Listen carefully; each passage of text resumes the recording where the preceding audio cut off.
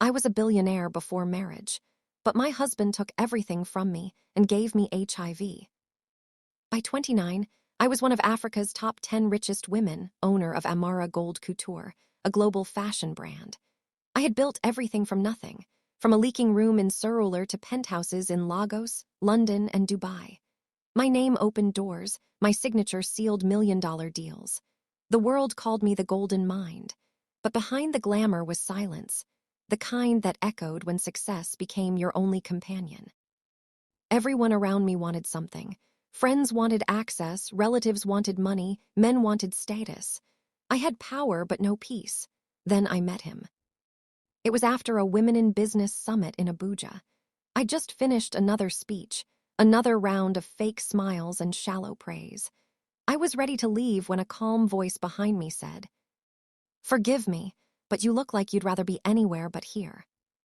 I turned and met Michael Chike. No flash, no arrogance, just quiet confidence. He spoke to me, not at me. He didn't mention my fame or money. He listened, really listened. We talked for hours. When I left, I realized I was smiling, a real smile I hadn't worn in years. Michael called the next morning to ask if I got to my hotel safely. Simple, sincere. That call turned into daily conversations. He became the calm in my chaos. He never asked for anything, never bragged, never pushed. Instead, he showed up with books, handwritten notes, kindness. My world of deals and deadlines began to revolve around him. For the first time, I felt seen, not used. My friends were cautious. "He's charming," one said, "but something about him feels rehearsed." I laughed it off. Love makes warnings sound like noise. Soon, he was everywhere in my life, my home, my headlines. The press called us Nigeria's power couple. I thought I had finally found love. If only I knew the man, who made me feel safe, would become the one to destroy me. One evening, after a charity gala, Michael took me to a quiet beach. The tide was low, the air cool, and the world felt still. "People think I'm after your money," he said softly, eyes steady. "But I just want you." Then he kissed me, and my walls, built over years of struggle, began to crumble. I mistook his patience for love. I ignored the inconsistencies in his stories, the secret phone calls, the staff's quiet unease. Because when you've spent your life being strong, the first man who makes you feel safe doesn't have to be perfect, he just has to feel different. Months later in Santorini, under a golden sunset, he proposed. The night was flawless dinner on a cliff, music, candles, and my favorite song. As he knelt before me, promising forever, I believed him. I said yes through tears, blinded by emotion and the illusion of love. The world rejoiced. "Africa's fashion queen finds her king," the headlines read. The wedding in Tuscany was a spectacle, luxury, beauty, and prestige. A Dior gown, white doves, 1,000 guests. As I walked down the aisle, I thought I was walking into forever. I was wrong. I was walking into captivity. The first months were blissful, or carefully staged to feel that way. Maldives, Europe, laughter, and whispered promises. But once we returned home, the shift began. He told me to rest, to trust others with my company. It sounded caring until rest became control. He replaced my staff, changed my guards, and slowly erased the people who had stood by me. He began managing my finances to help me relax. Soon, documents bore my signature I couldn't remember signing. My shares were moved to joint accounts. My voice in meetings faded into silence. When I questioned him, he'd smile and say, "You trust me, don't you?" I did, and that trust destroyed me. Bit by bit, he isolated me from my friends, my family, my company, even myself. By the time I realized what he'd done, everything I owned, every building, every account, every brand was already under his name. And the man who once kissed me on the beach, who promised to protect me, would leave me not only bankrupt, but broken, infected, and betrayed beyond repair. The fall from grace was not sudden. It was a slow, excruciating unraveling of everything I had built. Once I had commanded boardrooms with a single word, made deals worth millions, and walked red carpets with the confidence of a queen. Now, I struggled to open doors without feeling the weight of judgment pressing down on me. My empire, which had been my pride and my fortress, felt like a crumbling palace. Investors hesitated to sign contracts. Sponsors withdrew from campaigns. Major clients found other partners. My fashion houses remained open, but sales plummeted. Employees whispered in corners, unsure if I could still lead. People I had considered friends stopped returning calls, and those who stayed did so out of pity, not loyalty. Even my charity, the one project closest to my heart, saw its funding disappear as donors distanced themselves quietly. Everywhere I went, I could feel the invisible stigma clinging to me. Guests at events avoided eye contact. Some even changed seats when I arrived. Invitations that once came daily now stopped altogether. The same tabloids that had once praised my brilliance now labeled me reckless, cursed, and contaminated. The public, who had once admired my journey from nothing to everything, turned me into a cautionary tale.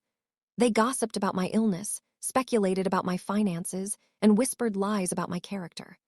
Michael, the man who had orchestrated it all, continued to thrive, smiling for cameras, attending gala dinners with new lovers, untarnished by the storm he had unleashed. My pain became his power, my disgrace his triumph. At home, the penthouse that had once symbolized success now felt like a museum of memories I could no longer touch. Every corner echoed with his betrayal. The grand chandelier, the designer furniture, the framed photos of our fake happiness, all of it mocked me. I began sleeping in the guest room, unable to bear the sight of the bed we once shared. There were nights I sat by the window, staring at the city lights below, wondering how everything had changed so quickly. I used to look down at Lagos and feel pride. Now I only felt distance. The skyline that once inspired me now felt like a barrier, separating me from the life I once knew. Sometimes I imagined walking away from it all, the brand, the name, the memories. But something inside me refused to surrender. Even broken, even shamed, even sick, I was still Amara Kingsley. The woman who had once built an empire from nothing could not be destroyed so easily. So I began again, quietly. I sold what I could, relocated my headquarters, and restructured my company under a new name. I cut ties with those who thrived on my pain and surrounded myself with people who believed in redemption, not perfection. It was slow, painful, and lonely, but it was real. For the first time in years, my life wasn't built on appearances or validation. It was built on survival, on truth, on strength. Michael had taken everything, my wealth, my health, my peace. But he couldn't take my will to rise. And as I watched the sunrise over the city one morning, I realized something profound. I had lost the world's approval, but found myself again. And that, in the end, was worth more than everything he ever stole. Ngozi became my eyes and ears in the world I had once ruled. She was sharp, composed, and connected in ways that seemed almost divine. Where I had once been surrounded by deceit and betrayal, she became the single thread of truth I could hold on to. Through her, I gained access to documents I hadn't even known existed. Contracts Michael had hidden under dummy corporations, offshore accounts he had created to siphon my investments, and recordings that revealed how methodically he had orchestrated my ruin. Each file she handed me peeled back another layer of his deception, and with every revelation, I understood more clearly that my fall hadn't been accidental. It had been engineered. It was strange at first, trusting someone again. My world had crumbled because I trusted too easily. My heart had been used as a weapon against me, and my faith had been mocked. I was cautious, defensive even. I would stare at my phone for hours before replying to Ngozi's messages, trying to read between every word for signs of betrayal.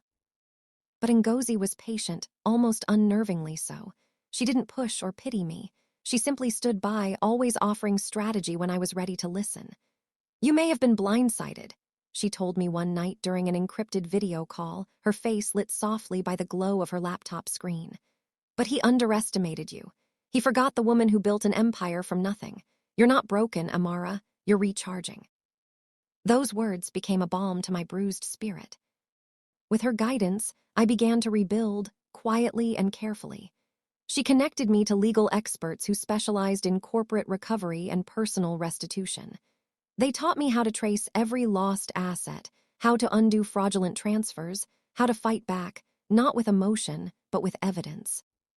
Ngozi also linked me to discreet medical specialists who helped me manage my illness privately. I began a strict treatment regimen that stabilized my health and slowly restored my strength. And as my body began to heal, my mind followed. I started to remember who I was before Michael, the driven, visionary woman who had once inspired thousands. She became more than an ally. She became a lifeline. We exchanged late-night messages filled with both strategy and silence, the kind of silence that only two people fighting for survival could understand.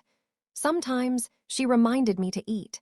Other times, she reminded me to rest. And one evening, as I watched the city lights flicker from my balcony, I realized something powerful. Michael had taken almost everything from me. My reputation, my finances, my confidence, and even my health. But he hadn't taken the one thing that had always defined me, my mind. He could manipulate, deceive, and destroy, but he couldn't think like me. That realization was the turning point. With Ngozi by my side, the fog that had clouded my vision began to lift. For the first time in months, I saw a path forward not as a victim, but as a strategist. For the first time, I felt hope. Even in betrayal, there was still loyalty. Even in darkness, a single ally could shine bright enough to light the way. And I was ready to follow that light. The road to healing was nothing like the fairy tales I had once believed. There were no grand gestures of redemption, no sudden transformations. It was slow, often painful, and sometimes unbearably quiet, but it was mine. The first step was acceptance. I stopped pretending. I stopped masking my pain behind perfect makeup and polite smiles. I stood in front of the mirror each morning, studying the woman who stared back, a woman I barely recognized. Her eyes carried exhaustion, her face bore traces of tears, and yet, in the depth of her gaze, there was still fire. "I'm still here," I whispered to my reflection, and that became my daily affirmation. Therapy became my sanctuary. Each session was a storm, raw, uncomfortable, necessary. I learned that grief wasn't linear, and that forgiveness, especially self-forgiveness, was harder than anything else. My therapist taught me to speak without shame, to unravel years of suppressed fear, and to stop apologizing for my own survival. Meanwhile, Ngozi remained my constant. She was the bridge between my healing and my rebuilding. She didn't pry into my emotions, she gave me purpose. "You've already suffered enough," she said once. "Now we strategize." Together, we mapped out recovery plans, business restructures, and silent investigations. My health improved with routine, and I began exercising again. Running became symbolic. Each step forward was a declaration that I was no longer stuck in the ruins of my past. I learned to cook again. I laughed again. I started reading fashion journals, sketching late into the night, and reimagining what beauty meant after pain. Slowly, I began designing a collection not for others, but for myself. Each fabric choice, each stitch, was an act of defiance. The journey wasn't perfect. There were nights I cried until dawn, days when my body trembled from exhaustion, and moments when I almost gave up. But each time I remembered Ngozi's words, "He underestimated you." And I refused to let that be the end of my story. By the time I began seeing progress, the whispers of shame that had once haunted me began to fade. I no longer lived for people's approval. I lived for peace. The road was long, but I kept walking. Because every step forward was proof that pain didn't define me, endurance did. The revelation came unexpectedly, like lightning tearing through calm skies. One evening, as I sat reviewing reports about my recovering businesses, Ngozi entered my office holding a thick brown folder. Her expression was unreadable, a calm mask over something deeper. "Amara," she began, her voice soft but steady, "there's something you need to see, something about Michael." I froze. His name was a wound that hadn't fully closed. "What now?" I asked, trying to keep my voice calm. She placed the folder in front of me. "This isn't just about what he did to you. It's about what he's done to others. You deserve to know the full truth." I hesitated before opening it, but when I did, my world shifted again. Inside were emails, forged documents, and financial statements that detailed a web of deceit far greater than I had imagined.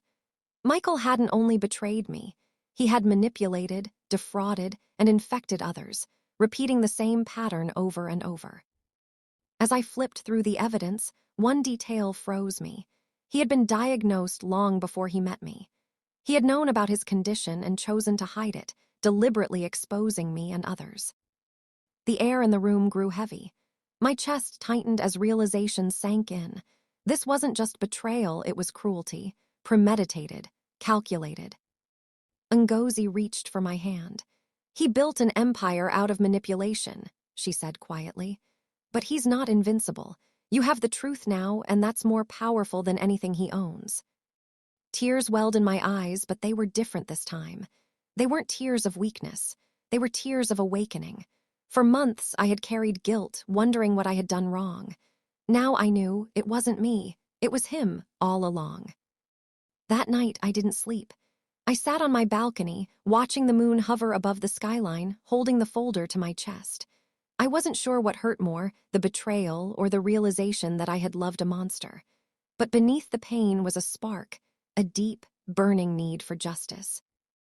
And that was when I made my decision. I would rise. The comeback wasn't loud or dramatic. It was quiet, strategic. The kind of comeback that happens in silence while the world still thinks you're broken. Months passed. I stayed off social media, ignored the gossip, and worked behind the scenes. With Ngozi's help, I launched a new venture, A&K Revival Group.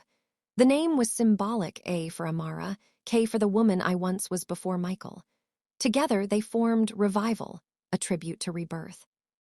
We started with small initiatives, business mentorship programs for women, community health campaigns, and HIV awareness drives. Each project healed a part of me. I was turning my pain into purpose. And then came Resurgence, my first fashion collection after everything. It was bold, unapologetic, and defiant. Every design told a story of survival, of fire rising from ashes. When the collection debuted at a major Lagos fashion gala, I hadn't planned to attend. But Ngozi insisted. "They need to see you," she said with a knowing smile. "Not the headlines, the woman who conquered them." So I went. As I walked into the hall, whispers spread like wind. Cameras flashed. Faces turned. Some people looked shocked, others curious.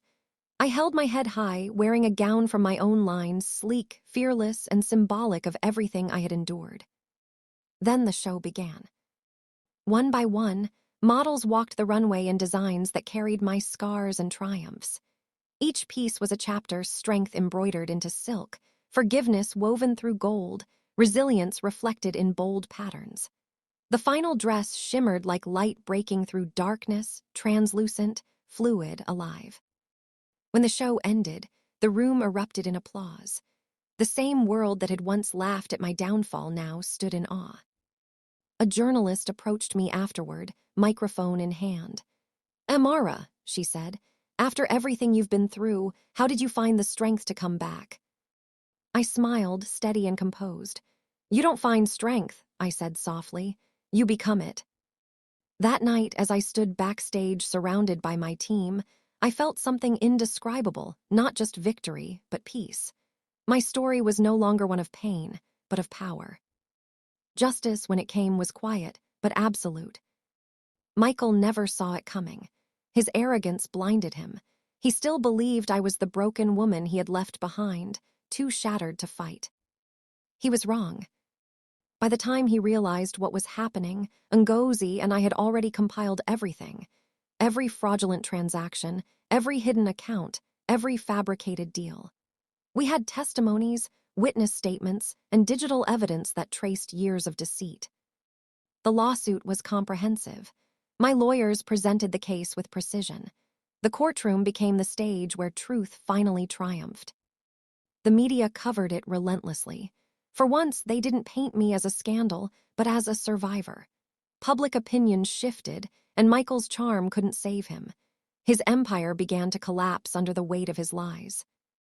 When the verdict came, restitution, loss of assets, and criminal charges, I didn't cheer. I simply exhaled. The world had seen justice, but for me it was more personal. It was closure. I walked out of the courtroom calm and composed. Cameras flashed, reporters shouted questions, but I kept walking. That night I went home, poured a glass of wine, and sat on my balcony. The city glowed below me, alive and endless. For the first time in years, I felt unchained. Justice had been served, not just by the law, but by life itself. Michael had taken my peace, but in trying to destroy me, he had built the woman who would rise higher than he could ever imagine. And as I looked out into the night, I whispered to myself, "This is the end of your reign, Michael, and the beginning of my forever." It had been 2 years since the trial ended. The world had moved on, but for me, the echoes of that chapter still lingered, not as pain, but as lessons carved into the fabric of who I had become. My mornings were no longer heavy. I no longer woke up with dread or that familiar ache of fear that something would collapse again. I woke up to sunlight streaming through my curtains, to the gentle hum of my city below, and to the quiet sound of my own breathing, steady, alive, free. Life had taken on a softer rhythm. I no longer chased power the way I used to. Success was no longer about proving myself to the world.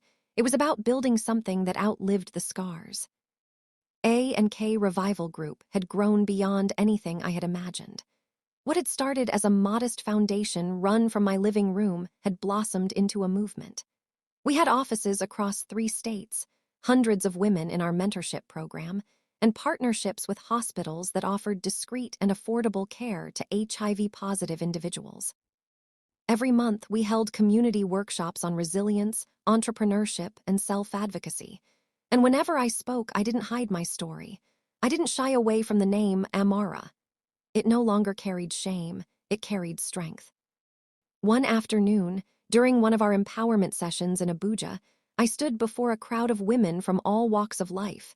Some professionals, some survivors, some still fighting battles they couldn't name aloud.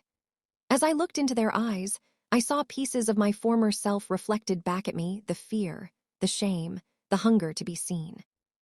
"Your scars," I told them, "are not your weakness. They are your credentials.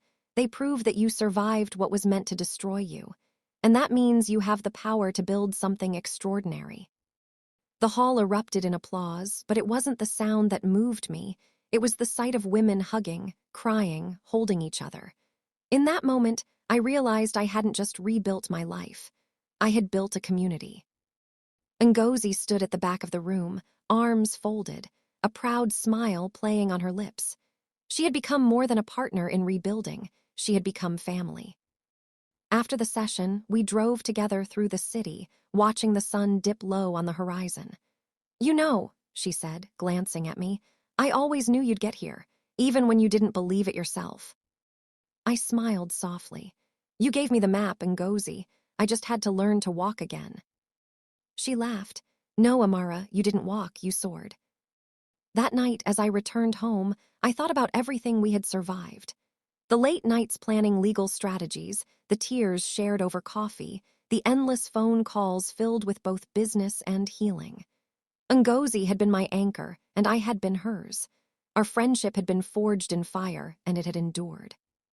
But healing, I discovered, wasn't a single moment. It was a lifelong process. Some nights I still dreamt of Michael, not in anger anymore, but in fragments of memory. His voice, his smile, the man I thought he was. It took me a long time to stop asking why. My therapist once told me, "Closure doesn't always come from answers, Amara. Sometimes it comes from peace." So I learned to make peace with the unknown. I stopped trying to rewrite the past and focused on writing my future. Slowly, love returned to my life, not romantic love at first, but love in its purest form. I learned to love my mornings again, my reflection, my laughter. I learned to love the quiet. And then, when I least expected it, love found me again, gently, cautiously, patiently. His name was Damalola, an architect who volunteered with my foundation to design safe housing for women in crisis. He didn't chase me or overwhelm me. He simply showed up consistently, kindly, without expectation. At first, I kept my distance. The thought of intimacy terrified me. My body had once been a battlefield, my trust, a fragile bridge, but Damalola never rushed me. He treated me not as someone to fix, but as someone to understand. We talked for months about art, about life, about loss. He told me about the building that made him fall in love with architecture, and I told him about the dress that made me fall in love with fashion. He never asked about Michael directly, but he always listened when my voice trembled. One evening, after a long charity gala, he walked me to my car. The night was cool, the stars clear above. "You know," he said quietly, "you talk about healing like it's something that's done. But I think it's more like breathing, constant, essential, and sometimes difficult." I smiled, surprised by the depth in his tone. "And what happens when you forget to breathe?" "Then someone reminds you," he said, looking into my eyes. "That's what love should do." That night, as I drove home, I didn't cry. I didn't panic. I just smiled. For the first time in years, I allowed myself to imagine that maybe, just maybe, love could exist without betrayal. Months later, on a bright Saturday morning, I stood in front of the mirror again, the same one that had once reflected my pain. But this time, I saw someone different. A woman who had walked through fire and didn't just survive, she transformed. A woman who had lost everything but found herself. A woman who no longer needed validation, because her existence was proof of her strength. That afternoon, I attended another Resurgence fashion show, this time not as a comeback queen, but as an icon of empowerment. The models weren't just professionals. Many were women whose lives had been touched by our foundation. Their laughter backstage, their confidence on the runway, it filled the room with light. When I took the stage at the end, the applause was thunderous. But I didn't feel like I was standing above them. I felt like I was standing among them, one survivor among many. I looked at the sea of faces and said simply, "Every woman here has a story, and today we wear them proudly." The cheers that followed were not for fame or fashion. They were for freedom. Later that evening, I drove to the beach alone. The sun was setting, the sky painted in hues of gold and crimson. I kicked off my shoes, walked barefoot across the sand, and let the waves wash over my feet. I closed my eyes and breathed deeply, the ocean wind tangling through my hair. For the first time in years, I felt whole. Michael was a shadow now, a name that no longer carried power. The pain had faded, the anger had dissolved. All that remained was gratitude, not for what he did, but for what I learned through surviving it. Because survival wasn't the end of my story. It was the beginning. As the waves lapped gently at my ankles, I whispered to the sea, "I forgive you, Michael. Not because you deserve it, but because I deserve peace." The wind carried the words away, and with them, the last fragments of my past. I turned, walking back toward my car, feeling the cool sand beneath my feet and the calm weight of freedom in my chest. Life had come full circle. I was no longer the woman who had been betrayed. I was the woman who had risen. And as the evening sky deepened into night, I smiled to myself, knowing that this was no longer a comeback story. It was a rebirth. 5 years later, peace had replaced the noise. A&K Revival Group had grown beyond Africa, helping thousands of women rebuild their lives. My name no longer carried scandal, it carried purpose. Everywhere I went, people didn't see a survivor of betrayal, they saw a woman reborn. Ngozi remained my closest friend and partner, steady, loyal, and irreplaceable. Dame Alola, now my husband, stood by me not as a savior but as an equal. With him, love was gentle, quiet laughter, shared mornings, and no fear hiding beneath the smiles. Sometimes, when I stood before the mirror, I still thought of the woman I once was broken, ashamed, afraid.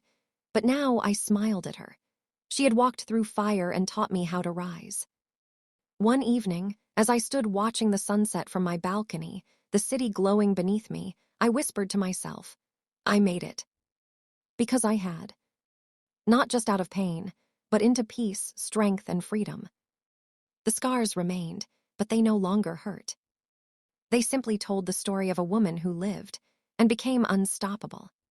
That evening breeze carried more than calm, it carried memories. As I looked down at the city lights flickering like stars, I thought of how far I had come. Once upon a time, I had stood on this same balcony, drowning in shame, afraid of tomorrow. Now, tomorrow waited for me with open arms. The sound of laughter drifted from the living room, Dame Lola playing with our daughter, Zara. Her giggles filled the house, pure and contagious. I smiled. There was a time I never thought I'd hear a child's laughter again in my home. Life had given me a second chance, not to erase the past, but to rewrite my future. Ngozi arrived not long after, still the same, confident, fierce, and brutally honest. "Madam Amara Kingsley," she teased, setting her bag down. "You look too peaceful for someone who used to chase headlines." I laughed. "Peace looks good on me." She smirked. "Peace suits you, but don't get too comfortable. We have a charity gala next week. The foundation wants you to speak." I groaned lightly, pretending to protest. "Do I ever get a break?" "You never," she said, smiling. "You're the face of redemption, remember." Her words lingered. The face of redemption. I didn't wear that title proudly because of pride, but because it reminded me that survival was not shameful. It was powerful. Later that night, after Zara was asleep and the house was quiet, I found myself sitting on the edge of my bed, scrolling through old photos, the ones I once couldn't bear to look at. There he was, Michael, smiling, handsome, deceptive. For the first time, I didn't feel anger, only distance. He had tried to destroy me, but in doing so, he revealed who I truly was. His betrayal became my awakening. I whispered a silent prayer, not for him, but for the woman I had been. The one who endured, learned, and rose again. Then I opened my laptop and began drafting my new book, The Light After the Storm. It wasn't just my story anymore. It was a message for every woman who had been broken, blamed, or silenced, that healing was not forgetting, but transforming. When I typed the final line hours later, tears filled my eyes, not of sadness, but of gratitude. Because after everything, the betrayal, the sickness, the fall, I had discovered the truth. You don't lose yourself in pain. You find the version of you that was meant to rise all along. And as I closed my laptop, the city lights reflected softly against the glass, not a reminder of who I used to be, but a promise of who I had become. Unbreakable. Unbothered. Reborn.